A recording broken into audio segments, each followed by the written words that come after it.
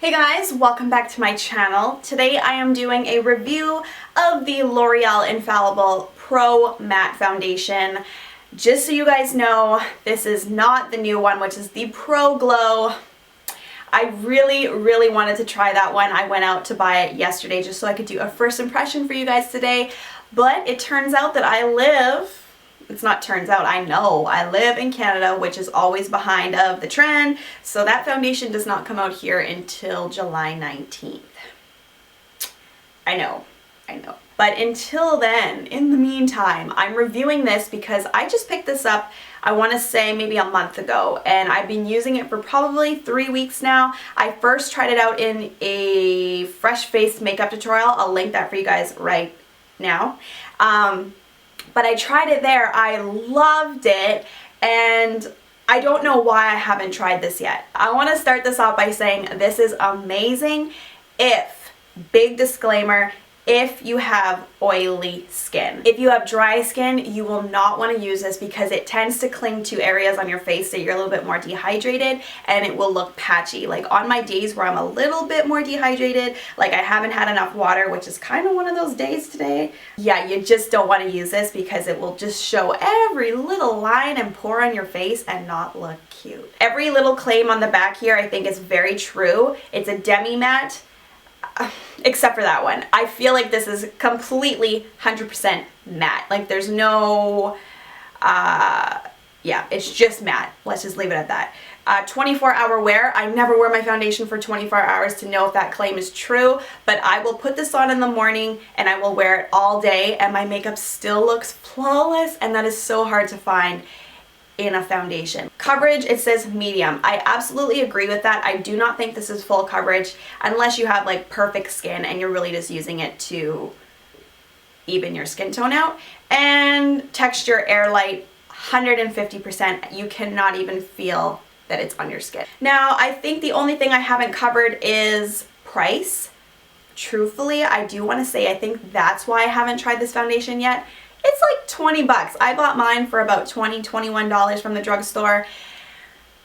I just feel like that's a little bit steep for drugstore, but then I realized, or I remember, it is 2016 and you really can't get any product from the drugstore like this for under $10 anymore. So for what it is, it's definitely worth it. And the color that I'm using is 104 Golden Beige. So yeah, I think that we should get into it because I want to show you how well it wears on the skin, and hopefully you guys will turn into some Pro Matte lovers by the end of this video.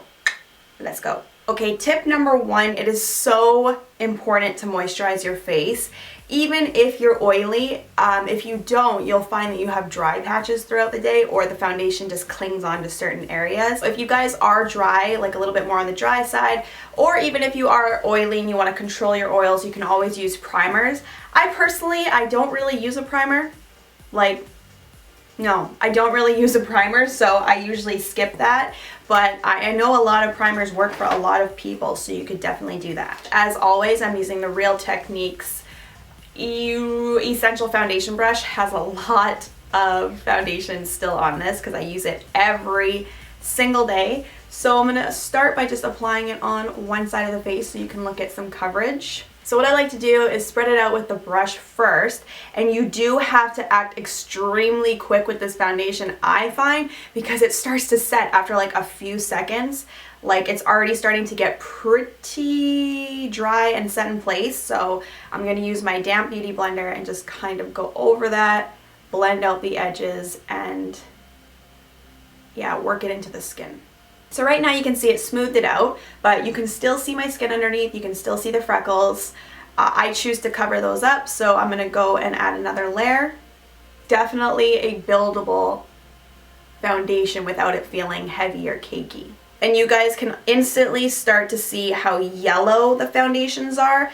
So if you are more on the, oh, I gotta hurry this up before it sets. If you guys are more cool toned, have a little bit more pink to your skin, I do feel like you will have a harder time finding your right color match because mostly all of these foundations are yellow based. Alright, so here it is with 2 layers on the cheeks.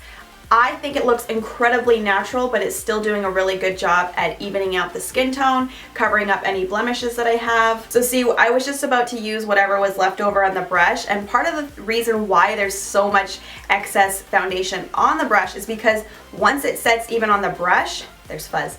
It's not moving. Like you can't go back in because it's already dried on the brush. That's how crazy quick setting this foundation is. So you do have to go in with more. That's why I feel sometimes like I'm wasting it on the foundation brush, so I only apply what I need to, get it on the face really quick, and blend it.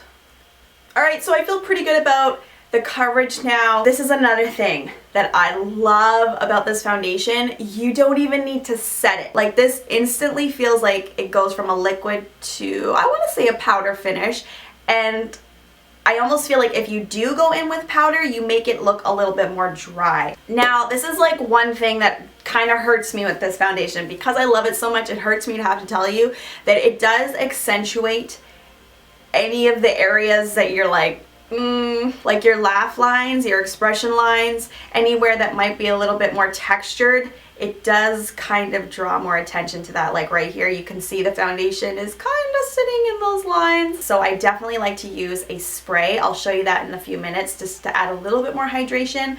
But what I'm gonna do now, add a little bit of concealer, and then I'll be right back.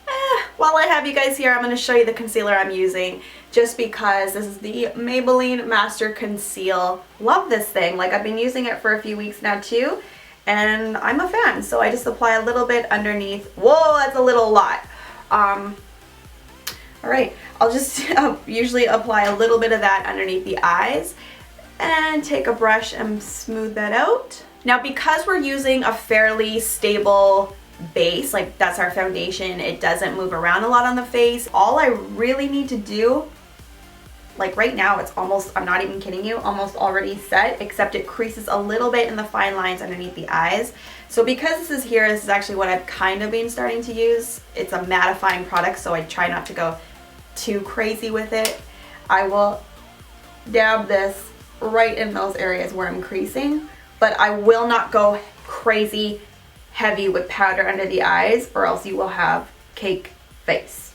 Alright, so I've got everything on there, and as promised, I'm going to show you the setting spray I use. This is the Bliss Triple Oxygen Radiance Restoring Mist. This I'm just new to, but I feel like it adds a little extra hydration into the skin, which is what I need. Oh,